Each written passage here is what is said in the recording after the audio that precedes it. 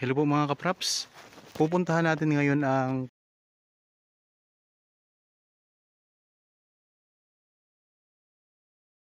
mula po dito sa sementadong kalsada mga kapraps.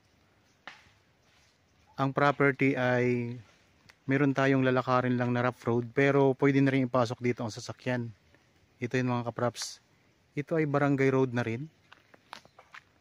So kasama po yan, mayroon na rin pong proposal ang punta sa property na kalsada mga kapraps. Bali ang i-offer ko sa inyo ngayon ay isang property na may sukat 2,912 square meters. Yun po ay titulado at may mga tanim po siya ng mga prutas. So yan po ang sementadong kalsada. So mga ilang metro lang mga kapraps ay nandun na tayo sa property. Yan, pero pwede nyo nang ipasok ang inyong sasakyan papunta dito. Yun nga po ay rough road pa lamang to, pero yan po ay malapit na rin sisimentohan. Yun nga dinaanan nating kalsada kanina ay ano yun, bagong semento lang yun mga kapraps.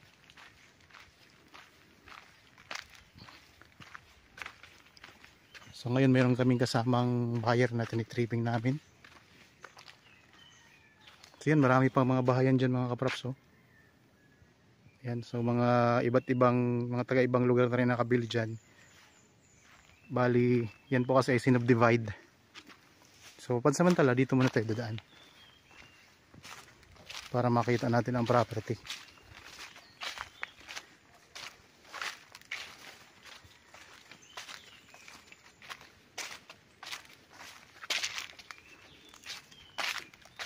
Marami din itong mga tanim na lansones. Meron na rin po itong proposal papunta doon sa may kalsada na rin to doon papunta sa ating pinanggalingan na daanan mga kapraps.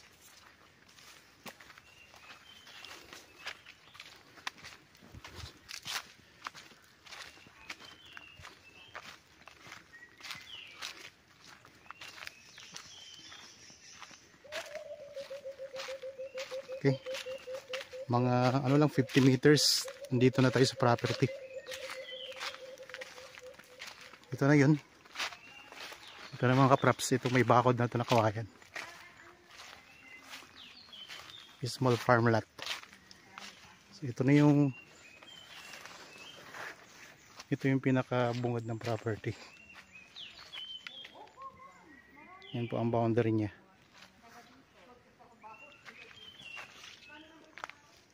So may mga tanim po na lansones. May mga santol. Marami siyang lansones mga kapraps.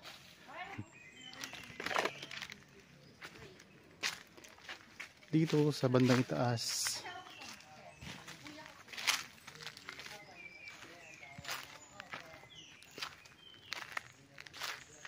okay, ito ang daming mga lansones mga kapraps. Tapos nagtanim din sila dito ng ano, pero naani na nila yung mga patola.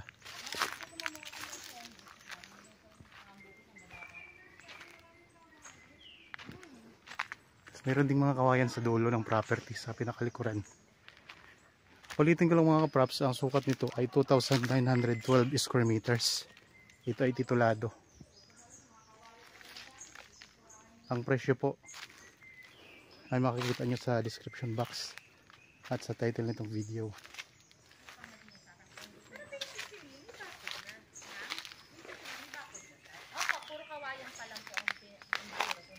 Yung mga tanim na mga talbos ng kamote. And meron din puno ng kaimito. Pero maganda to sir, kaysa di sa 3,000 dun sa masigit ng daan po. Yun na talaga 3,000. So ayaw pa rin ng tao dito.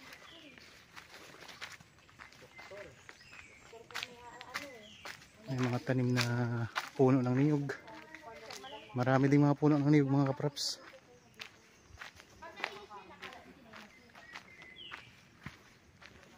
Ipakita ko lang sa inyo yung magiging daanan papunta doon sa pinanggalingan natin kanina. Ayun, may mga saging din pala mga kaprops, oh. At saka avocado. Yan. May santol. Dito sa gilid may santol.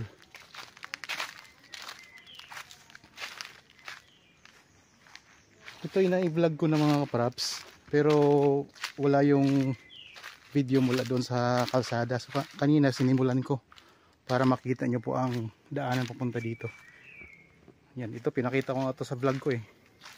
Ito yung mahal dati na ano eh, halaman ng pandemic. Yan, maraming mga gabi-gabi dito, mga gabi. May mga papaya din. Tapos sa gilid mga kaprops, may mga pailan-ilan na tanim na mga hogani. Ayan oh. Tapos dito, ito yung ano papunta dun sa pinanggalingan natin kanina na kalsada. Yan, dito mga kaprops. So dyan tayo galing kanina, yung pagpasok natin, ito yung magiging kalsada. Diretso po yan palabas na. Maganda ito mga kaprops. Yan, may kaimito din pala dito.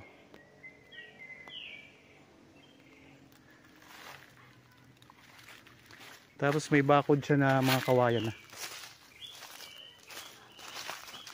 So small farm lang ito mga kaprops.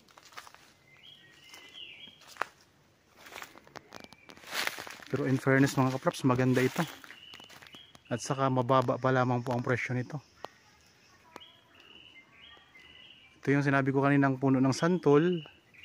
Tapos ito may avocado. Ito mga lansones. Ang daming mga lansones mga kaprops. Ang dami niya no. Yan mga lansones. May mga kaimito, niyog. Yan, marami ding mga puno ng niyog.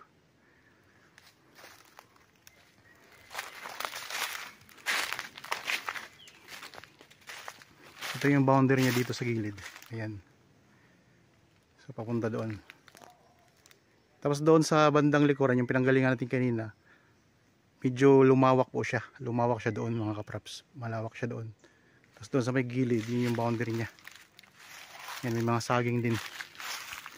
So kung sakaling interested kayo sa property mga kaprops, kontakin lang po kami sa mga contact details na nandyan po sa inyong mga screen.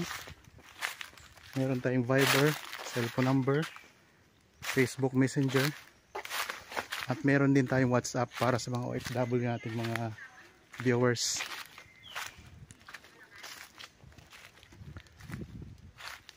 So mayroon ding puno ng kakao.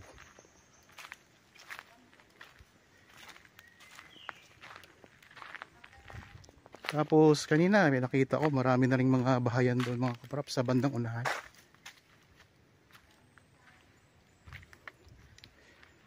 Kaya tas may access na dito ng kuryente at tubig.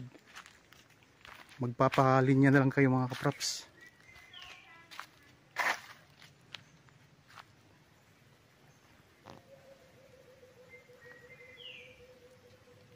Ganda, maganda rin to.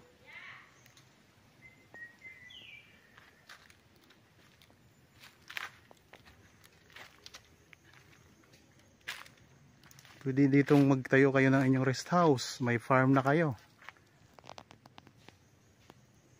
So mga nasa 50 meters lang ang distansya doon sa simentadong kalsada. Pero dito sa barangay road na rough road ay napakalapit na lang. Mga siguro mga 20 to 30 meters lang yata. Tara, tingnan natin ulit. Balik tayo doon. Malabas na tayo sa property. Ayan po ang property mga kaprops. So malinis na rin. Tapos ito yung pansamantala natin dinaanan kanina.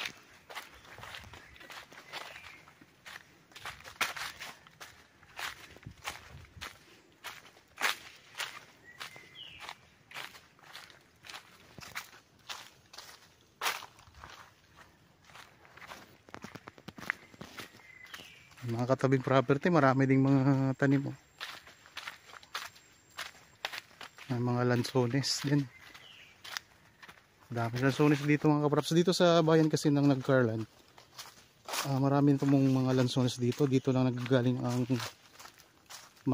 yung nabibili yung mga lansones, marami ditong nanggagaling sa Laguna.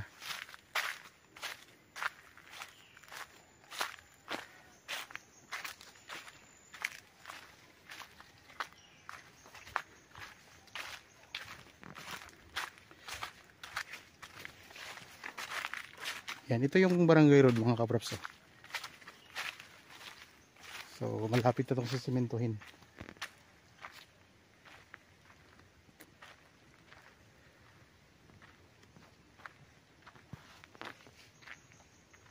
Tapos mula dito, ito yung rough road.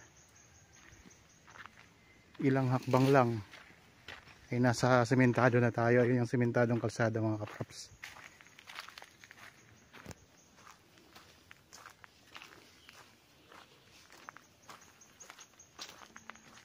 Nasa 50 meters lang ang distansya mula dito sa sementadong kalsada papunta doon sa property. So kita nyo naman ang daming mga tanim. Kaya kung interested kayo, ayun, pwede nyo na po kaming makontak at saka pwede nyo tingnan ng actual ang property.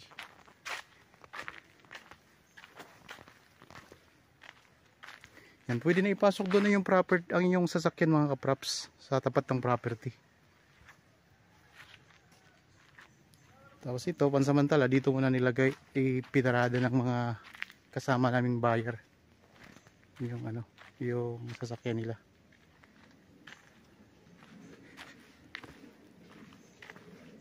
Yan, ito na yung sementadong kalsada.